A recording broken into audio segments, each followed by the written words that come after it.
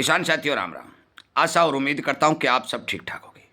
साथियों, हम चर्चा करने जा रहे हैं सरसों के भाव के ऊपर और फंडामेंटल के ऊपर, और जो बजट के अंदर सरकार तक जो हमारे उद्योगपतियों ने सिफारिशें भेजी हैं उन सिफारिशों के ऊपर। और ये चर्चा करनी अभी जरूरी हो चुकी है कि फसल सिर पर आई हुई है, मौके के ऊपर कुछ किसानों के पास सरसों का स्टॉक मौजूद है। मैं तमाम जानकारियाँ आप तक पहुंचाने का इस वीडियो के माध्यम से प्रयास कर रहा हूं। और ये मैं क्यों कर रहा हूं, सबसे पहले ही मैं बात बता देना चाहता हूं।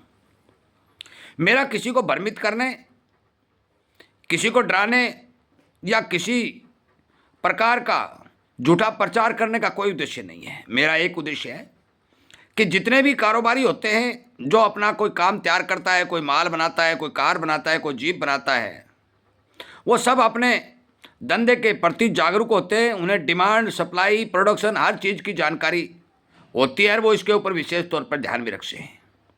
इसीलिए मैं सभी किसान साथियों को शाम को लाइव सेशन 6:30 बजे से 7:30 बजे तक चलाता हूँ।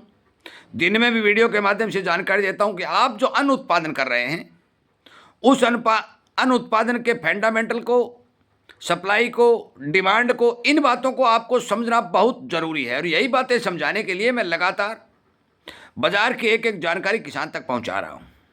कृपया करके मैं आपसे विनय निवेदन करता हूं कि हमारे द्वारा चलाए गए इस जागरूकता अभियान रूपी चैनल के साथ जुड़ करके, सब्सक्राइब कर करके, अनेक किसानों तक शेयर कर करके उन तक ये जानकारी पहुंचाने का काम करें। साथियों, सबसे पहले मैं बता दूं कि सरसों आज कुछ जगह 50 रुपये मंदी है तो कुछ जगह 70 और 75 रुपये तेज है। अनेक मंडियों में उठापटक सरसों की देखी गई है। ये बात मैं पहले बता चुका हूं कि सरसों का स्टॉक बहुत बेहद नील होने की ओर चला जा रहा है। 1.5 महीने का समय अभी बाकी है।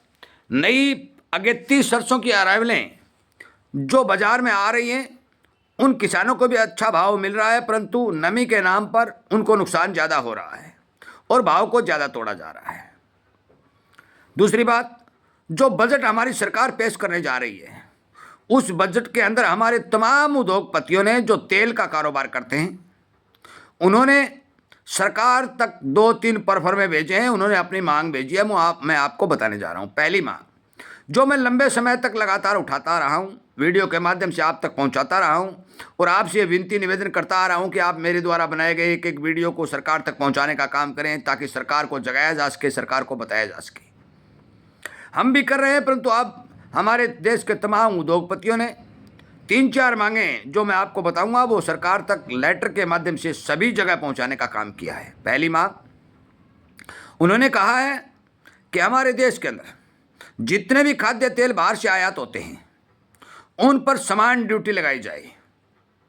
आज तक ये ड्यूटी किसी तेल के ऊपर 5% है, किसी पर 7 है, किसी पर 10 है, कभी किसी पर 16 है। समान ड्यूटी लगाई जाए। किसी भी देश से कोई सामान आ रहा हो, सभी देशों के लिए समान ड्यूटी का प्रावधान होना चाहिए।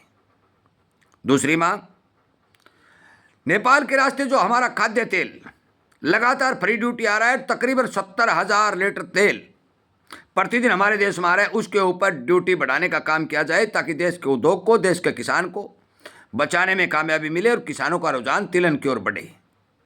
और तिलहन का रुझान बढ़ाने का कारण सबसे बड़ा ये है कि हमारे देश के अंदर मौके के जो आंकड़े निकल के आए हैं 2,70,00,000 टन के लगभग खपत हमारे देश के अंदर खाद्य तेलों की होती है, परंतु उत्पादन 1,20,00,000 टन के लगभग होता है।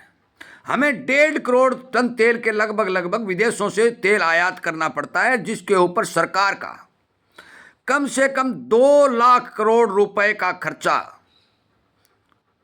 आता है और सरकार को भारी नुकसान होता है।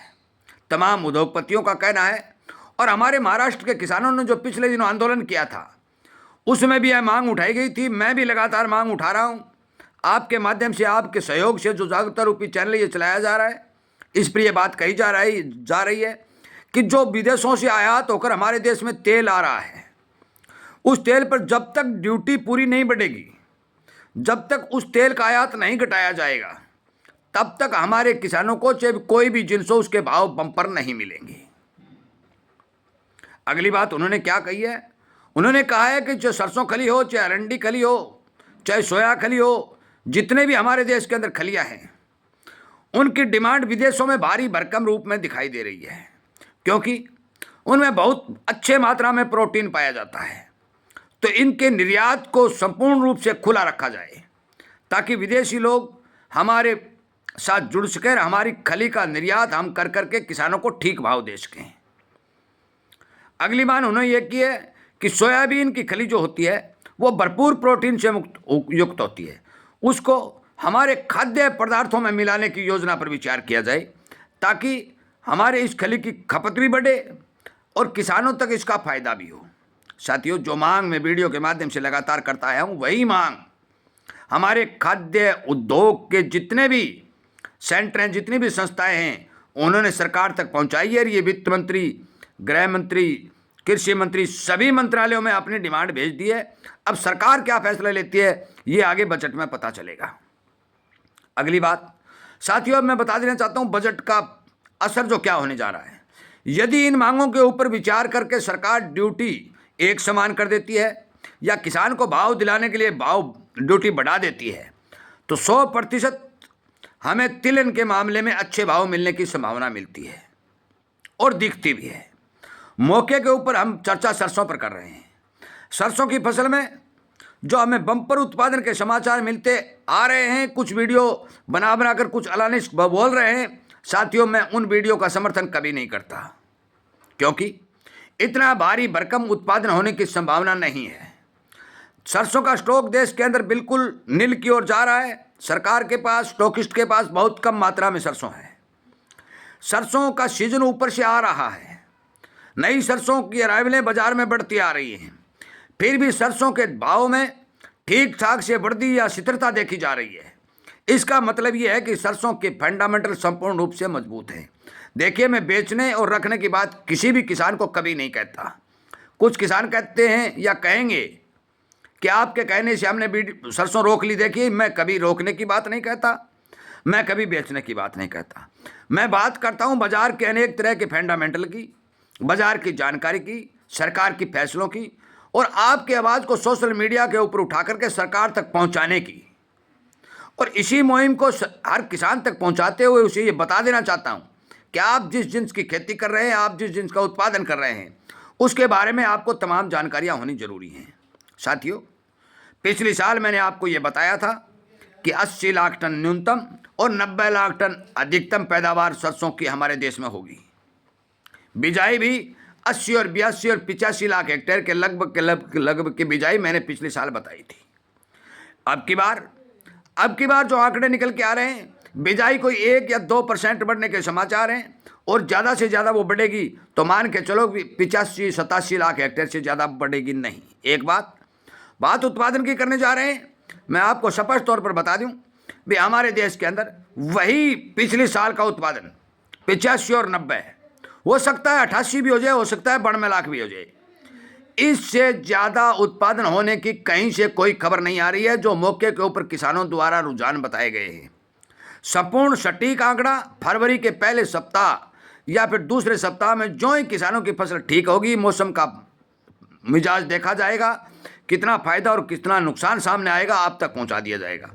मौके पर मैं आज की तारीख में बता दूं कि सरसों में आज भी किसी तरह की मंदी दिखाई नहीं दे रही है। 50 और 100 रुपए की बढ़त और घटत के साथ मान के चलो 12:30 बजे का टाइम हुआ है, इस समय तक बाजार चल रहा है। घंटे घंटे में बाजार बदलता है। शाम को यदि कोई रिपोर्टें आती हैं, बाजार तेज होता हुआ दिखाई देता है, तो आपको लाइव सेशन के अंदर जो शाम 6:30 बजे से 7:30 बजे तक चलाया जा रहा है, उसके अंदर समाचार दे दिया जाएगा। अभी तक जो खबरें मेरे पास आई मैंने आपको दी। इसी तरह से जो भी मेरे पास खबरें आएगी मैं आपको संपूर्ण रूप से पहुंचाने का काम करूंगा और आपको हर एक बात की जानकारी देना मेरा काम है। शेयर करना और किसानों को जगाना आपका काम है। इसी उम्मीद के साथ मैं इस वीडियो को विराम देता हूं। उम्मीद करता हूं कि आप जरूर इस बारे विचार करेंगे। जय हिंद।